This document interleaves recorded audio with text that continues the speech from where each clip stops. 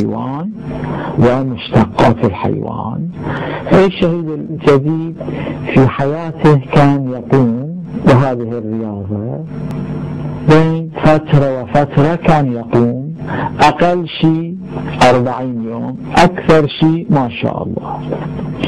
ففي أوائل إقامته في الكويت كانوا مع بعض الأحزاب كانوا محصلين فتاوى ضد الشهيد الجديد، فتاوى بعدم الاجتهاد، فتاوى بالفسق، وفتاوى بأعظم من الفسق.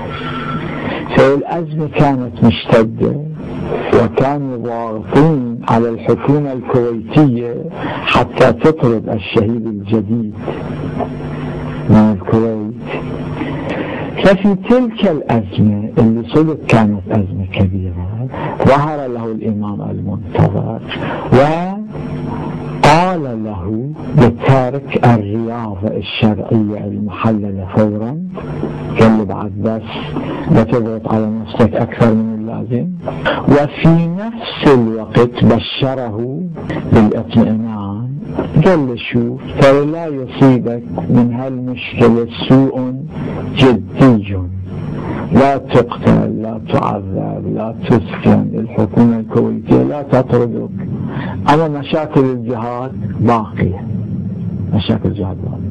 الناس هذا أمر مرفوض في العقيدة ولا يمكن. انتهى بوفاة السفير الرابع. السفياني هكذا تقول الرواية، قبل السفياني كل من ادعى وسيأتي على شيعتنا وفي نسخة شيعتنا من يدعي المشاهدة، فمن ادعى المشاهدة قبل الصيحة وخروج السفياني، هذا نص، فهو مفتر كذاب. يعني ما دام الصيحة التي هي من حتميات الظهور والسفياني الذي هو من حتميات الظهور لم يتحقق هذان الشرطان، فكل من يدعي اللقاء بهذا المعنى والاتصال فهو مفتري. إذا العقل يشقى في النعيم بعقله، وأخو الجهالة في الشقاوة ينعمه. الشيخ الشيعي حسين الفهيد وتقسيمه للحيوانات والنباتات بل حتى الجماد إلى موال لأهل البيت ومعاد لهم، والحمد لله على نعمة العقل. مو بس ترى من البشر، مو بس ترى من البشرية، مو من البشرية، كل شيء أكو موالي وأكو معاد. حجارة الكعبة موالية، لكن سقيفة بني ساعدة هذه حجارتها موالية. حجارة الحسينيات والمساجد موالية. حجارة البارات ومحلات الخمور هذه موالية؟ لا. حجارة اللي ينبني بها قبور الأئمة موالية. والحجر اللي صك جبين الحسين موالي؟ لا. في من الحيوانات محب لأهل البيت، وفي من الحيوانات مبغض لأهل البيت. هذا الفيل محمود الذي وجه لهدم الكعبة وأبى، هذا مؤمنا بالله، هذا مؤمن بالله. لكن خيول الأعوجية مؤمنة بالله؟ لا. الطيور التي أرسلت على جيش إبرهة الصباح ابن الصباح لعنه الله، فأرسلنا عليهم طيرا أبابيل ترميهم بحجارة من سجيل فجعلهم كعصف مأكول. هذه طيور موالية. الطيور التي لطخت أجنحتها بدم الحسين موالية، تختلف.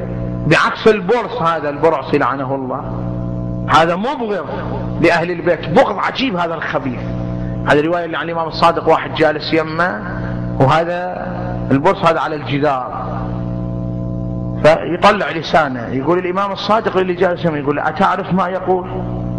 قال شنو يقول؟ قال يقول إن سببتم عثماننا سببنا عليكم. هذا ناصبي خبيث ملعون، هذا شكل عجيب خبيث، هذا خبيث ملعون. هذا يوم هذا النمرود بن كنعان لعنه الله أشعل النار يريد يحرق فيها نبي الله إبراهيم، هذا البرص شو يسوي الكلب؟ هذا يروح إلى الصحراء يجيب أعواد صغيرة يجيبها يرميها في النار. هذا الملعون هذا موجود في قصص الأنبياء. بعكس الضفدعة، هذا الضفدعة تشوف جلدها كأنه محروق، بعكس هذا الضفدعة شكل جلدها كأنه محروق. شوف هذه شو تسوي؟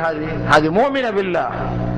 هذه يوم أشعلت النار لحرق نبي الله إبراهيم تروح إلى النهر وتعبي نفس السماء تجي ترمي بنفسها في النار حتى تطفي النار عن نبي الله إبراهيم. هذه موالية. لهذا أهل البيت روايات عنهم كراهة قتل الضفدعة، لكن استحباب قتل ذاك الخبيث. الكلاب والخنازير والقردة هذه كلها مبغضة لأهل البيت، معادية لأهل البيت. ففي حيوانات معادية وفي حيوانات مبغضة، حتى في النباتات. حتى في النباتات ما طاب طعمه موال لأهل البيت وما خبث طعمه مبغض لأهل البيت. ربما أصل النبات مثلا من أصل خباثة الطعم، مثلا المر، إذا كان نبات من أصل مر هذا لا موالي. لكن إذا لا والله المتعارف عليه أنه حلو لكن طلعت واحدة مرة، هذا مخالفة لأهل البيت، معادية لأهل البيت، مبغضة لأهل البيت.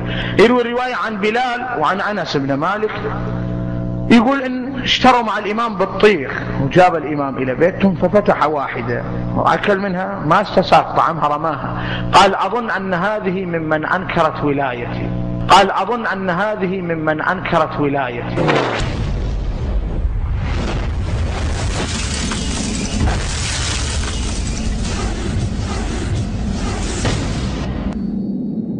العفو سيدنا، ما أنك تطرقت إلى الحوزة وإلى المراجع، نرجو أن تعطينا نبذة عن المرجعيات الشيعية وتأسيس حوزاتها العلمية والمناهج الدراسية، ومن هو أبرز مرجع للشيعة حتى الآن وحاليا، وما الشروط النظرية والعملية التي بموجبها يصل الفرد إلى مقام المرجعية العليا عند الشيعة. راح أجاوبك. هذا الصوت شنو هذا؟ راح أجاوبك على الشق الأخير. أولا العملية لوصول الفرد إلى المرجعية. أولا كان لازم يكون عنده عمامة كبيرة لحية. ثاني شيء لازم عنده جماعة بطانة شاطرين يعرفون يعزلون يهرجون يسقطون ينزلون يصعدون، إعلام، متصلين بالأجانب بالحكام المحليين بالخارج. ثالث شيء المهم لازم عندهم فلوس يوزعون على كل الناس. هذا يصل. هاي الشروط العملية. أي كان حتى إذا يكون هو أصلا إنجليزي وعيونه زرق وشعره أصفر وطويل وأعماله سيئة وعنده أشياء قبيحة مكشوفة يصير مرجع له، حتى إذا يكون ما له أصل. هو هندي ومسمي روحه شيرازي، هو مثلا هو مثل بيسيك ويقول أنا سيد، هذا عمليا يصير مرجع. أما نظريا فالمقلد أولا هو التقليد. المقلد هذا شيء جديد، جابوا الإنجليز بال 1914. قبل 1914 لا أكو مقلد ولا مقلد، وحتى لل 19 ماكو رسالة عملية. أول رسالة عملية سواها سيد أبو الحسن. فالشروط النظرية لوصول الفرد إلى المرجعية هي